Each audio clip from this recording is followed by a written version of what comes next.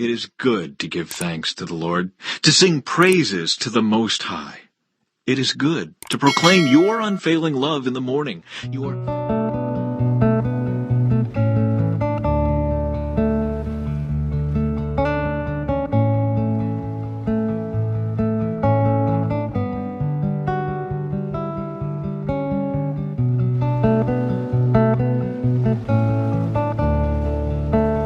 Psalm 92. It is good to give thanks to the Lord, to sing praises to the Most High.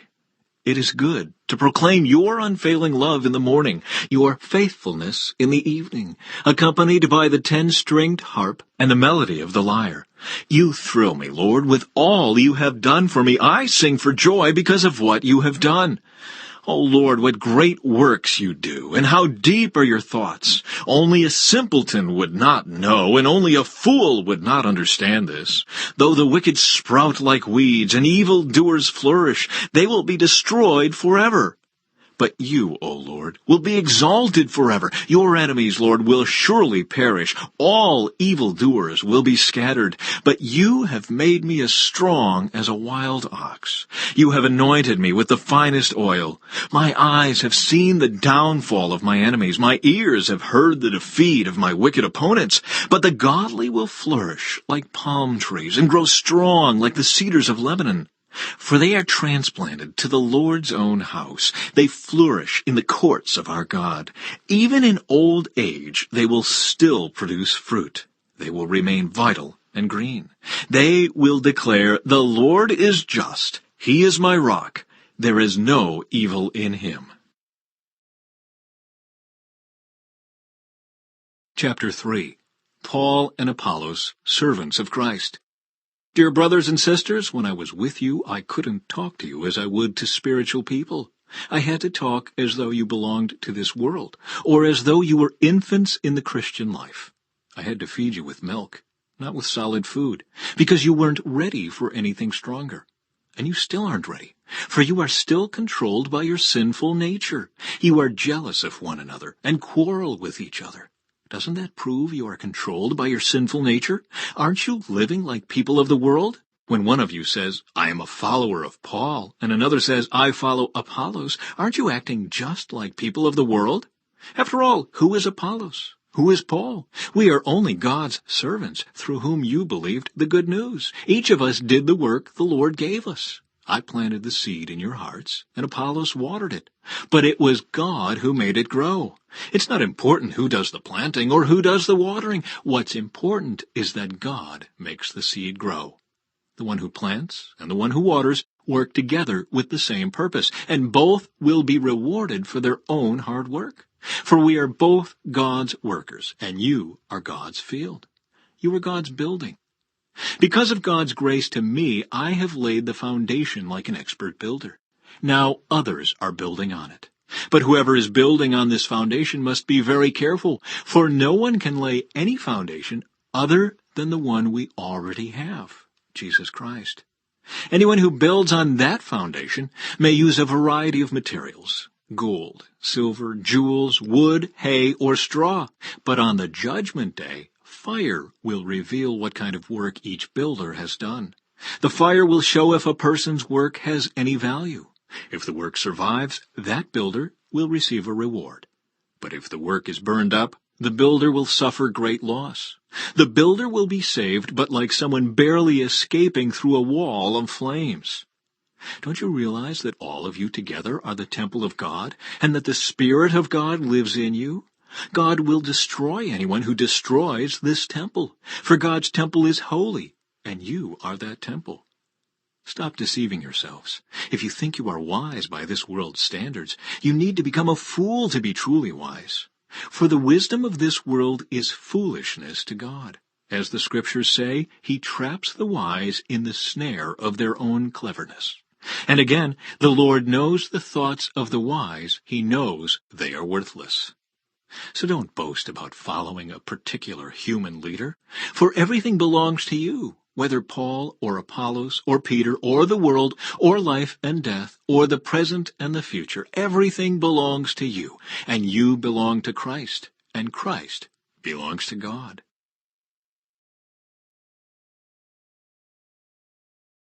Chapter 24. Duties of the Priests. This is how Aaron's descendants, the priests, were divided into groups for service. The sons of Aaron were Nadab, Abihu, Eleazar, and Ithamar.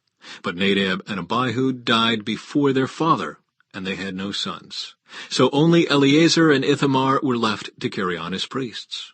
With the help of Zadok, who was a descendant of Eleazar, and of Ahimelech, who was a descendant of Ithamar, David divided Aaron's descendants into groups according to their various duties.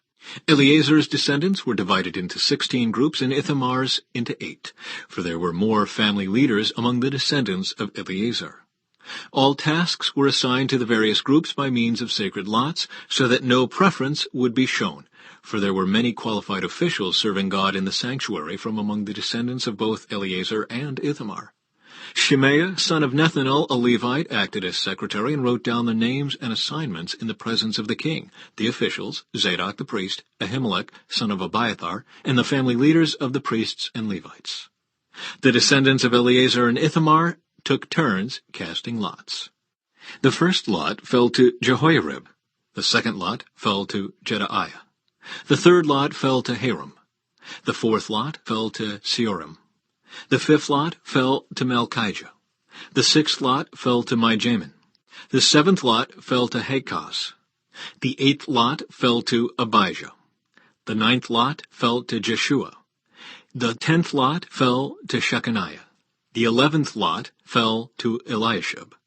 The 12th lot fell to Jachim. The 13th lot fell to Huppah. The 14th lot fell to Jeshabeab. The 15th lot fell to Bilgah. The 16th lot fell to Immer. The 17th lot fell to Hezer. The 18th lot fell to Hapizes. The 19th lot fell to Pethahiah. The 20th lot fell to Jehezkel. The 21st lot fell to Jachin. The 22nd lot fell to Gamul. The 23rd lot fell to Deliah. The 24th lot fell to Maaziah.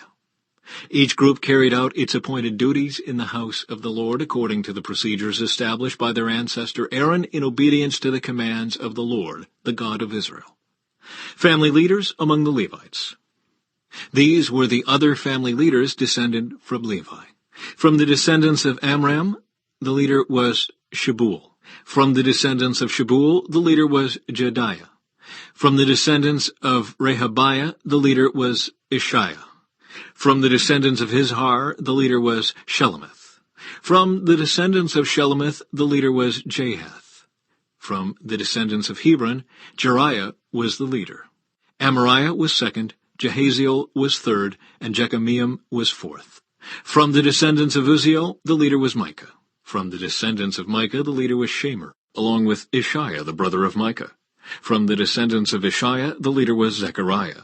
From the descendants of Merari, the leaders were Malai and Mushai. From the descendants of Jaaziah, the leader was Beno. From the descendants of Merari through Jaaziah, the leaders were Beno, Shoham, Zaccur, and Ibri. From the descendants of Malai, the leader was Eleazar, though he had no sons. From the descendants of Kish, the leader was Jeremiel. From the descendants of Mushai, the leaders were Malai, Eder, and Jeremoth. These were the descendants of Levi in their various families. Like the descendants of Aaron, they were assigned to their duties by means of sacred lots, without regard to age or rank. Lots were drawn in the presence of King David, Zadok, Ahimelech, and the family leaders of the priests and the Levites. Chapter 25. Duties of the musicians. David and the army commanders then appointed men from the families of Asaph, Heman, and Jeduthun to proclaim God's messages to the accompaniment of lyres, harps, and cymbals. Here is a list of their names and their work. From the sons of Asaph, there were Zaccur, Joseph, Nethaniah, and Azarellah. They worked under the direction of their father Asaph, who proclaimed God's messages by the king's orders. From the sons of Jeduthun, there were Gedaliah, Zeri, Jeshaiah, Shimei, Hashabiah, and Mattithiah, 6 in all. They worked under the direction of their father Jeduthun, who proclaimed God's messages to the accompaniment of the lyre, offering thanks and praise to the Lord. From the sons of Heman, there were Bukiah, Mattaniah, Uzziel, Shubael, Jeremoth, Hananiah, Hanani, Eliathah, Gedaltai, Romantiezer, Joshbekashah, Malothi, Hathir, and Mahazioth. All these were the sons of Heman, the king's seer, for God had honored him with 14 sons and 3 daughters. All these men were under the direction of their fathers as they made music at the house of the Lord. Their responsibilities included the playing of cymbals, harps, and lyres at the house of God. Asaph, Jeduthun, and Heman reported directly to the king. They and their families were all trained in making music before the Lord, and each of them, 288 in all, was an accomplished musician. The musicians were appointed to their term of service by means of sacred lots, without regard to whether they were young or old, teacher or student. The first lot fell to Joseph of the Asaph clan and 12 of his sons and relatives. The second lot fell to Gedaliah and 12 of his sons and relatives. The third lot fell to Zechor and 12 of his sons and relatives. The fourth lot fell to Zerai and 12 of his sons and relatives. The fifth lot fell to Nethaniah and 12 of his sons and relatives. The sixth lot fell to Bukiah and 12 of his sons and relatives. The seventh lot fell to Asarellah and 12 of his sons and relatives. The eighth lot fell to Jeshaiah and 12 of his sons and relatives. The ninth lot fell to Mattaniah and 12 of his sons and relatives. The 10th lot fell to Shimei and 12 of his sons and relatives. The 11th lot fell to Uzziel and 12 of his sons and relatives. The 12th lot fell to Hashabiah and 12 of his sons and relatives. The 13th lot fell to Shubael and 12 of his sons and relatives. The 14th lot fell to Mattathiah and 12 of his sons and relatives. The 15th lot fell to Jeremoth and 12 of his sons and relatives. The 16th lot fell to Hananiah and 12 of his sons and relatives. The 17th lot fell to Joshbekashah and 12 of his sons and relatives. The 18th lot fell to Hanani and 12 of his sons and relatives. The 19th lot fell to Malathi and 12 of his sons and relatives. The 20th lot fell to Eliathah and 12 of his sons and relatives. The 21st lot fell to Hathir and 12 of his sons and relatives. The 22nd lot fell to Gedaltai and 12 of his sons and relatives. The 23rd lot fell to Mahazioth and 12 of his sons and relatives. The 24th lot fell to Romamti-Ezer and 12 of his sons and relatives. These are the divisions of the gatekeepers. From the Korahites there was Meshelemiah son of Kor, of the family of Abiasaph. The sons of Meshelemiah were Zechariah the oldest, Jediel the second, Zebediah the third, Jathniel the fourth, Elam the fifth, Jehohanan the sixth, and Elioenai the seventh.